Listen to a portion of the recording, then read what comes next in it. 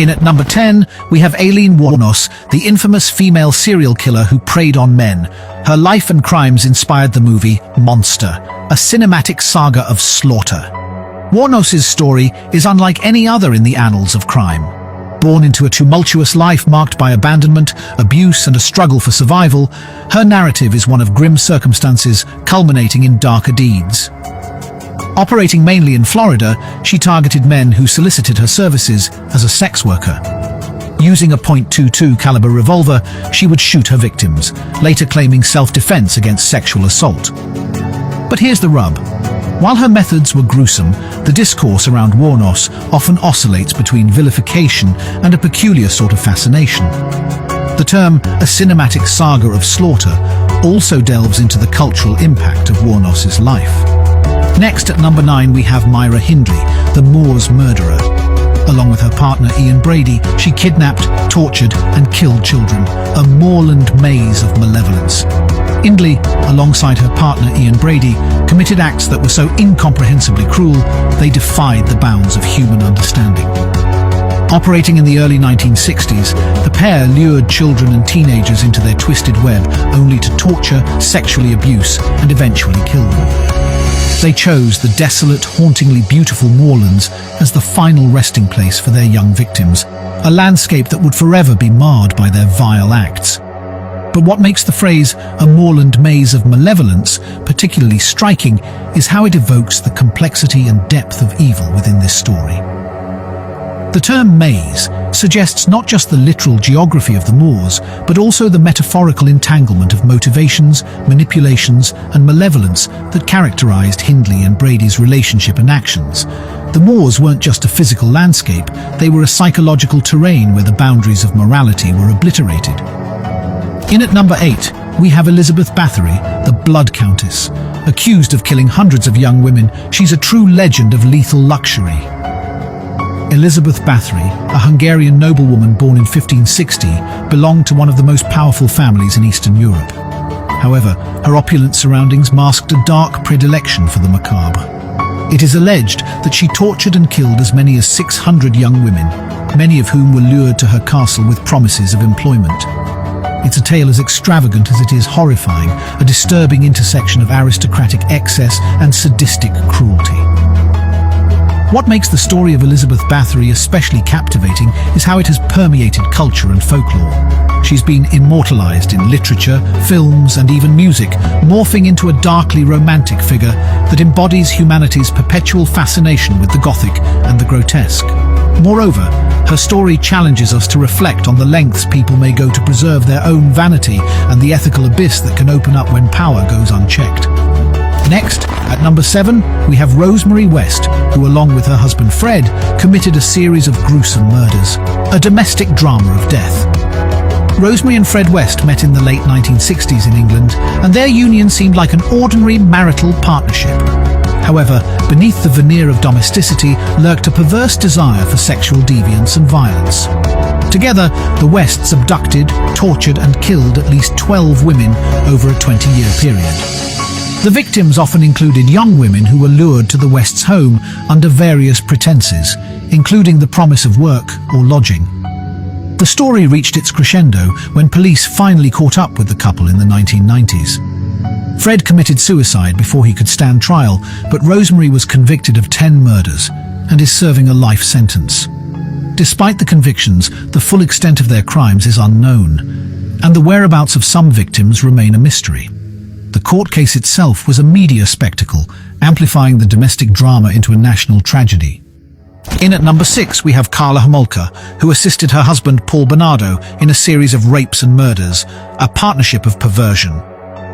Meeting in the late 1980s in Ontario, Canada, Karla and Paul appeared to be the perfect match, yet their wholesome appearance concealed dark desires. Paul was already involved in a series of sexual assaults, known as the Scarborough Rapes, and Karla would soon become his willing accomplice. Together, they escalated from rape to murder, targeting teenage girls, including Karla's own sister Tammy Homolka. The coupling is particularly chilling because Homolka wasn't a passive observer, but an active participant in these horrific acts. Her role was not only to help subdue the victims, but also to participate in the assaults, adding an even darker twist to their crimes. It was as if their union unlocked a Pandora's box of malevolent acts neither would have committed alone, transforming their partnership into a symphony of sadism. Next, at number 5, we have Bonnie Parker, one half of the infamous Bonnie and Clyde duo, a love story written in bullets and blood.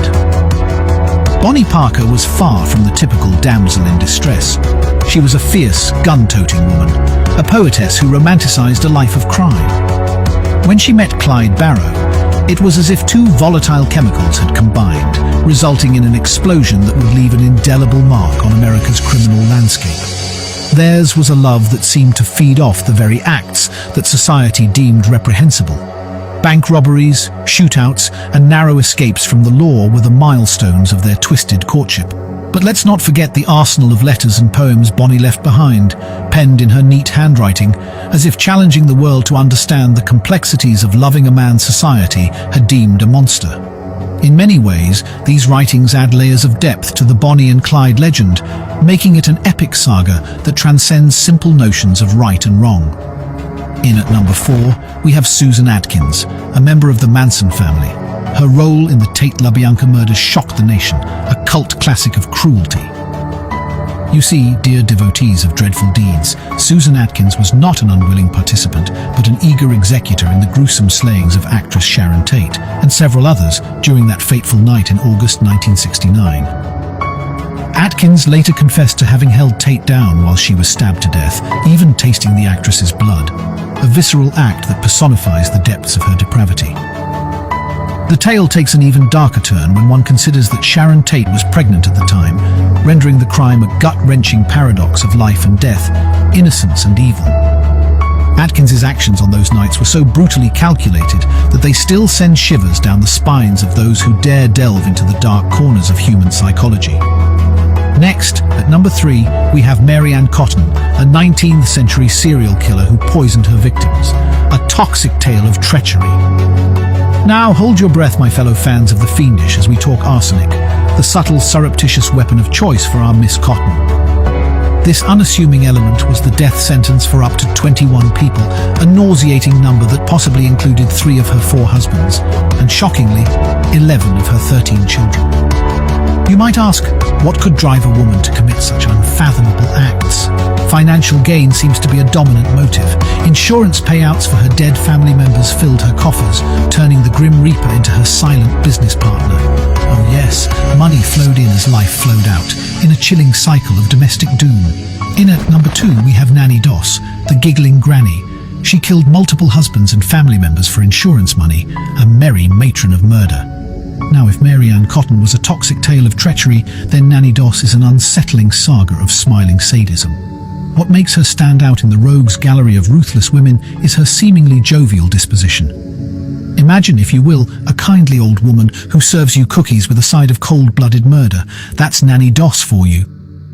Born in Alabama, Nanny didn't have an ideal childhood, and it would appear that the seeds of her future malevolence were sown early. She got into matrimony as a way to escape the clutches of a strict upbringing.